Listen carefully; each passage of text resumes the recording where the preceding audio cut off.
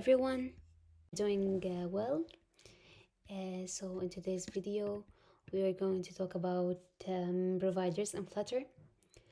Um, so I'm going to start by defining what is Flutter providers and why they are used, why it's better than the state. Then we will talk about the types of providers and give some examples. Then we will finalize by discussion and conclusion about this kind of state management solution. So maybe at the end on the comments you can give me your opinion in this kind of state management solution, and if you think it's good to use. So maybe you can help us to get more information and to try to understand what is the best state management solution to be used in Flutter, because there are many, and sometimes you get confused what kind of state management is better for your project. So maybe that debate is going to help us getting a better idea. But anyways, first thing, let's talk about the set state advantages and disadvantages, and why we want to use another solution and not only using that set state solution. So first thing, let's talk about declarative programming and Flutter. So you may use different types of design patterns in iOS or in Android, but in Flutter things are pretty different. And because that Flutter uses declarative programming approach, this means that Flutter builds its user interface to reflect the current state of your app. So when the app state of your app changes, for example, the user flips a switch in the settings screen, you change the state, and that triggers a redraw of the user interface.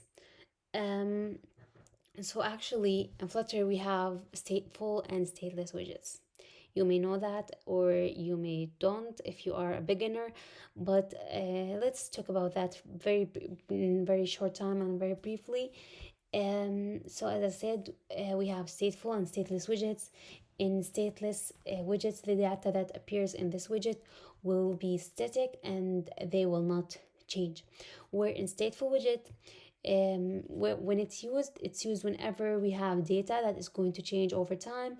But the problem with this kind of state management is that it does not scale up to very larger applications that have multiple different screens. So with a stateful widget, it's challenging to pass the data from screen to another inside your application. So set state, this is the default Flutter state management method, and it's easy to understand. It's good to handle the UI state or the local state, but sharing the data across components is going to be a nightmare, because it's very hard to share it sometimes for the very bottom of your widget tree, and passing that kind of data to the bottom of your tree is maybe can break your clean code principles and will increase the time and effort for the tasks that you have. So as I said, it's very easy to understand, straightforward, and it's great to handle the ephemeral state, but it's not a good way to handle things involving app state. And the maintenance becomes very hard because the state is scattered all over the places, and it also causes the UI mixing with a business logic, and that breaks, of course, the clean code and design patterns principles. Maybe in tiny apps this is not a big deal, but it becomes a concern quickly when you have more than just a couple of screens. You can separate the logic with a little effort, but but there are better ways to handle state management once an app grows beyond a few pages. So as you can see here, we have this tree, and we want to pass the data from the root of the widget tree to the bottom, and that's going to be hard because we need to pass the data through the constructors of all widgets. Um, so these issues, of course, led us to go to a different state management solution. And in Flutter, to manage your state, we have so many choices, and a provider is one of them. So, what is that provider?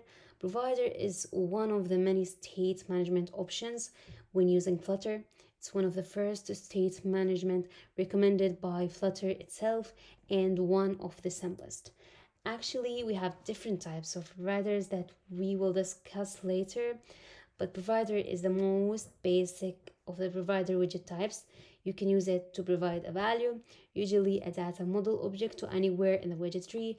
However, it will not help you update the widget tree when that value changes, and we are going to use different types of providers that can help us to rebuild and redraw our widget um, using different types of providers like change notifier provider. We will talk about it very soon.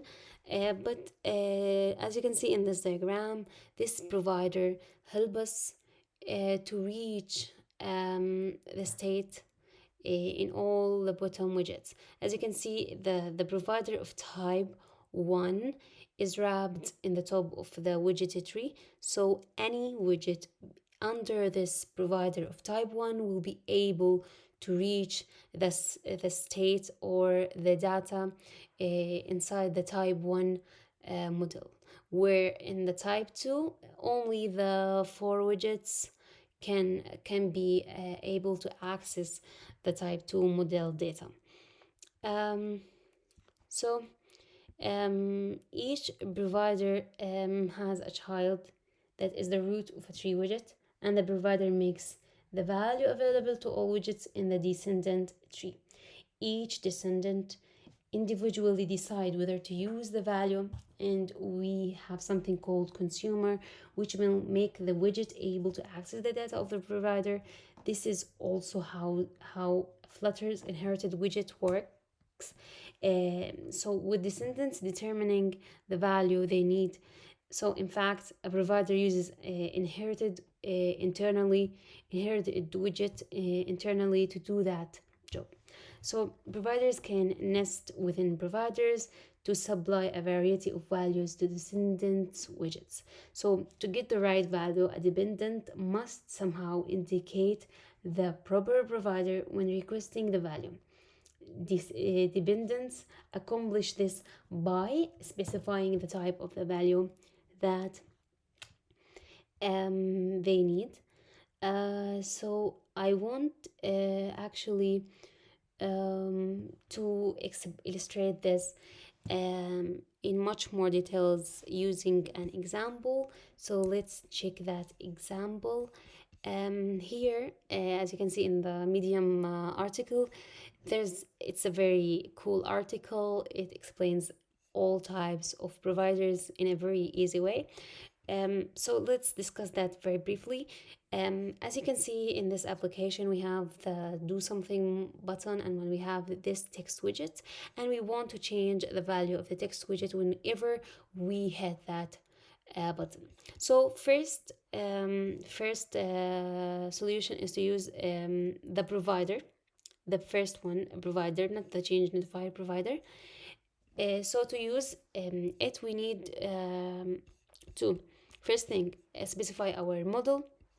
This model contains the some value of type hello. Okay, so this is the default value of our text widget. So to use that provider, you need to wrap your widget with that provider, and you need also to specify the type of the model that you want your widget to access the data on. Okay, so for example, I want to access this value, the sum value. I need to specify that type of model that has this value inside my provider. So here I use provider of my model. So any widget inside that provider can be able to access our data that inside my model. But in order to be able to access it, you need to wrap your widget with the consumer. This consumer also, you need to specify the type of the model you use. So for example, here we specified my model, and in the text widget we will be able to use my model to do something. This my model to do something is the method that is responsible for changing the value. So whenever I change the value, you think I will be able to this value will be changed all over the widget. But this is not the case with the provider. Provider is not responsible of reflecting or rebuilding your widget. It's only responsible in this case for getting the data. So here we have two data consumes that model, which is this consumer my model. This is for the text widget, and this is for the button widget. So whenever we hit on the button, we call this method, which is my model, to do something which is responsible of changing the type of string from hello to goodbye. Okay, so we have also this widget which is responsible of accessing the sum value data from the model. But in this case, when we hit that button, we were not able to see the goodbye because we are using the provider package and we are not using the change notifier provider package. A provider is not responsible for notifying the listeners that this data has changed. So we will be able to, in order to do that, you need to use set state to re-render the data.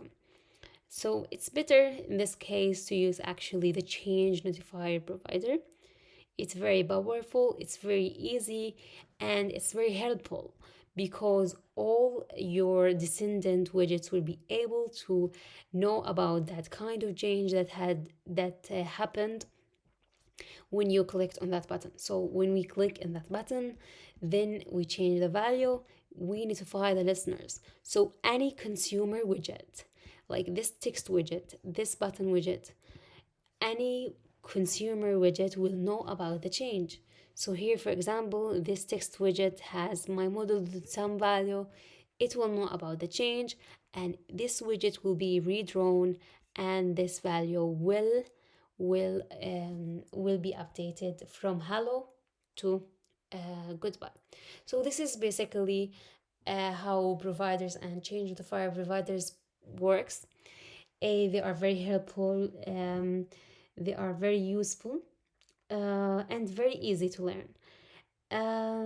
It might be confusing at first, but I think with time you are going to be used to it, and it will be very helpful and very good to use in your projects. So I think this is it for the part one of providers package. In the next session, actually, I'm going to talk about the different types of providers, and we are going to also to discuss some problems of that kind of design of state management solution. So stick with us, and I hope you enjoyed the video. And if you enjoyed the video, please share, comment, and like. And thank you. Hope you have a good day. Thank you.